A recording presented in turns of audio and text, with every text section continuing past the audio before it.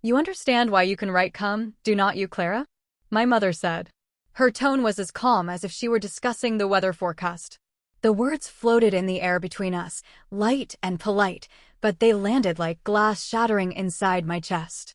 Have you ever had your heart broken by the people who are supposed to love you the most, all while they smile at you?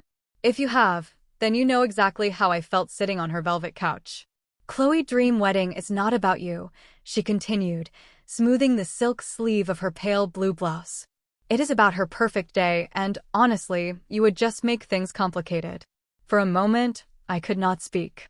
The afternoon light spilled through the French windows, catching the gold frames of our family photos. Every one of them featured Chloe in the center, me somewhere near the edge, smiling too hard to look like I belonged. Complicated how? I asked finally.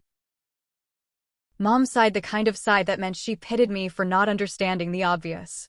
Chloe has invited 350 guests. Everyone important will be there. They're spending $580,000 on the venue alone. You can see how your presence might shift the tone. I forced my voice to stay steady and asked if it was because I was not like them. Her eyes flicked up to mine, soft but sharp. You have always had a way of making people uncomfortable, darling. You are too outspoken, too independent. It is about harmony. Harmony. That was her word for control. I looked around the living room, the crystal chandeliers, the white marble floors. Every inch of this house screamed perfection. I had grown up trying to fit into its symmetry and never quite managed. I didn't realize family could be optional, I said quietly. She told me not to dramatize, that my father agreed it was for the best. Of course he did. He always did. I stood slowly, smoothing my skirt, even though my hands were trembling. When is the wedding? June 17th, she said, at the Grant Estate in Napa. She added that I should be happy for her, that Julian is a wonderful man. Yes, she is lucky, I replied, without turning around. The California sun hit me hard as I stepped onto the driveway. My chest felt tight, not exactly from anger, but from a sharp, cold clarity. They were not just excluding me. They were erasing me. Again. Driving down the tree-lined street, I thought about every moment that had led to this. How Chloe had always been the golden child, charming and camera-ready since the age of 5. And me, the one more interested in sketching buildings. When I got my architecture degree, my parents said that is nice. When Chloe got a sponsorship deal on social media, they threw a party. When I got home that night, the city felt too bright for the quiet ache sitting inside me. My phone buzzed with an email from Chloe's assistant, asking me to avoid posting family photos until after the wedding weekend to maintain privacy for media coverage. They didn't even have the decency to exclude me privately. They had to send a reminder to stay invisible. A knock at the door startled me. Liam stepped in, tall and calm, holding takeout. He took one look at me and asked if I was okay. I told him I had been disinvited from the wedding because my presence would make things complicated.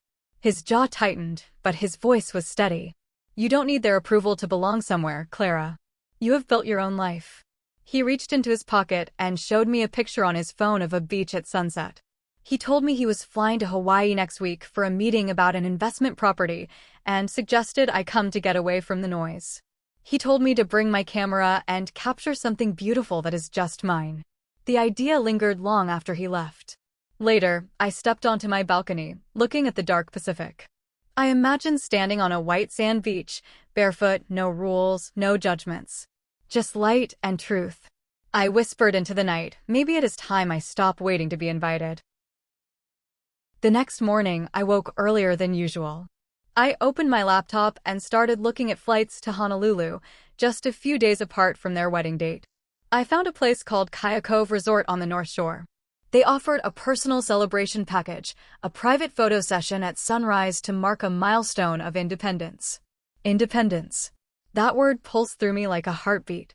I booked the package, the flights, the villa. It was not about revenge. It was about freedom. While Chloe wedding planners built a $750,000 fantasy in Napa, I was crafting a moment that didn't need an audience to matter. I walked into my closet and found an ivory silk dress I had bought years ago for Chloe's engagement party. I had never worn it because she told me white was not my color and it drew too much attention. Now I held it against my body. It fit perfectly. I was not the older sister in the background anymore. I was someone who could take up space without apology. I took it to a small tailor shop down the street. The older woman with silver hair asked if it was for a wedding. I smiled and said something like that. She told me sometimes the most beautiful celebrations are the ones nobody expects. That afternoon, I got a call from my mother. I almost didn't answer, but something in me wanted closure. She asked if I was sure I was not available that weekend, finalizing the seating chart. I told her I was sure. She said it was a shame, but it was not personal. Not personal. The phrase they used to excuse every cruelty. I understand, I said, my voice steady. She said they would send photos afterward. I told her I would be somewhere else and ended the call. At the airport, I sat by the gate, watching Chloe's wedding unfold on social media. There she was, flawless in her silk robe, surrounded by bridesmaids. Mom stood behind her adjusting the veil. The captions called it the wedding of the decade. I stared at the photos without envy, just detached fascination. She had everything she wanted, but in one close-up, her eyes looked tired, her smile forced. I whispered to myself, they don't even know they have already lost me. When Liam and I landed in Honolulu, the warm air wrapped around me. The scent of sea salt filled my lungs, and I exhaled the heavy weight I had carried from California. Leilani, the event planner at Kaya Cove, greeted us with kind eyes. Her words felt like permission to just exist. My suite overlooked the water. The first thing I did was unpack the ivory dress.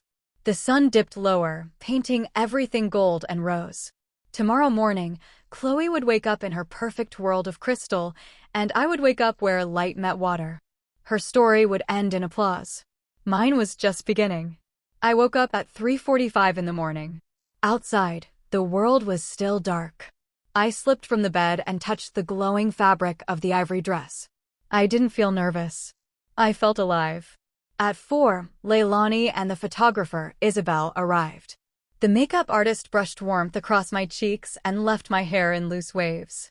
She pinned a small white flower in my hair and said I looked like a bride. I told her I was, just not the kind they would understand. We drove to the cliffs where the land dropped steeply into the sea. The horizon was a bruised gray blue. Isabel lifted her camera and told me not to pose, just to breathe. I stepped forward. The wind tugged at my hair and the hem of my dress. The sun breached the horizon, spilling pure, fierce gold across the water. It washed over me, warm and absolute. I closed my eyes, lifted my face, and let the wind wrap around me. I was not Clara, the forgotten daughter. I was the light itself. I heard the soft click of Isabel's camera, but I wasn't performing for it. For the first time in my life, I was entirely, undeniably free. When we got back, Isabel left a glossy print of the photo on my table. It was the sunrise shot. Me standing on the cliff, arms open toward the sea, the light catching the dress as if the sun itself had chosen me. It looked like a memory I never had the courage to create. Without overthinking, I uploaded the photo to my social media with the caption, "No invite needed to stand in your own light." I stared at the words for a moment before hitting post, and then I went to enjoy the day with Liam. By the time we returned to the hotel that evening, the sky had deepened into violet and my phone would not stop buzzing. I plugged it in and stared in shock. 1,800 likes. Hundreds of comments. Messages from people I didn't even know calling it stunning, calling it art. Isabel texted me to say the photo was everywhere, that someone tagged it on a wedding blog, and it was going viral. People were calling me the sunrise bride. By morning, it was a phenomenon. Bridal accounts shared it. One caption read, "The new trend, solo bridal photo shoots celebrating independence and self-worth." The irony was massive. My sister had spent $750,000 for the perfect wedding spread, and somehow, my simple image was the one the world wanted to see. Then, my friend Kara sent me a screenshot. My photo had been posted on one of Chloe's bridal fan pages by mistake, and the comments were merciless. People asked why the real bride didn't look this free and elegant. Within hours, the comparison had spread. Khloe's public relations team was scrambling. The media picked up the story, contrasting her lavish day with my solitary celebration. I hadn't meant for any of this to happen. I just showed up for my own story, and the universe did the rest. The quiet didn't last. My phone rang, and the screen said Mom. I answered. Her voice was brittle and sharp. She demanded to know what I was thinking, saying I had devastated Khloe and embarrassed the family. You made her wedding look honest, I said quietly. She told me not to be clever, that the timing of the photo was cruel. I told her I posted it 2 days after her wedding and that people found it on their own. She accused me of being jealous, of stealing Khloe's moment. I asked her if she meant the moment I wasn't invited to. She said they were trying to protect Khloe. I interrupted and asked if they were protecting her from me breathing the same air in a photo. She hissed that I had ruined everything, that everyone was talking about me instead of her. I leaned against the balcony railing, watching the sunlight glitter on the water. You can't ruin what is fake, Mom. You can only expose it. I ended the call. My hands were shaking, but from release, not fear. Then Khloe called. Her voice was raw from exhaustion. She accused me of ruining her wedding, of intentionally waiting for her big moment just to remind her I existed. I told her she erased me years ago. She said it was not true. I kept my voice steady and told her she wanted me gone so she could shine, but she forgot that light does not disappear. It just finds its own way back.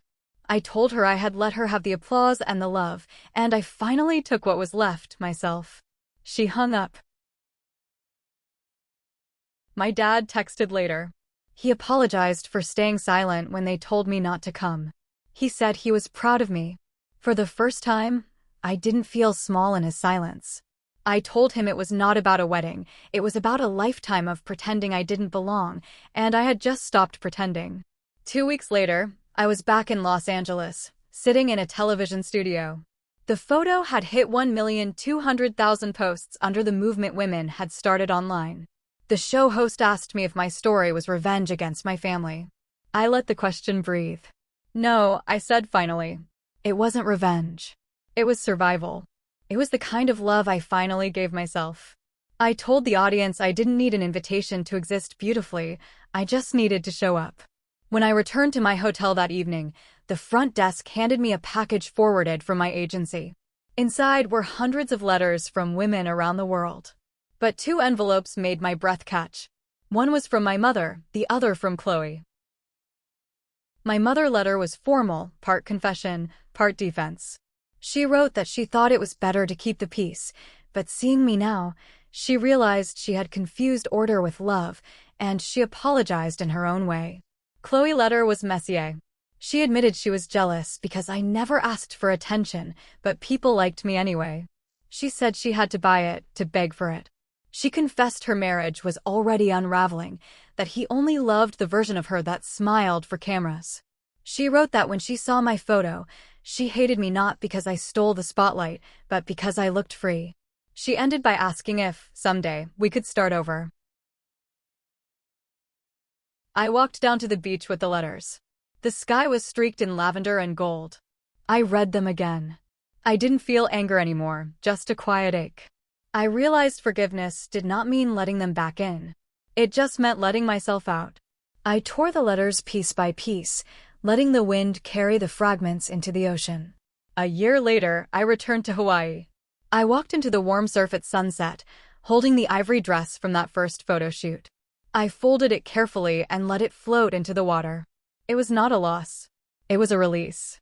I felt the salt on my skin, the rhythm of the waves, and I knew I was finally alive, uninvited, unashamed, and unafraid. I thought revenge was something you take, but maybe it is something you become. Have you ever had to walk away from the people you love to finally find yourself? What would you have done in my shoes? Would you have forgiven them, or would you have walked away to protect your own peace? Share your thoughts in the comments below. And if this story resonated with you, please subscribe to my channel for more stories like this. Remember, you never need an invitation to stand in your own light.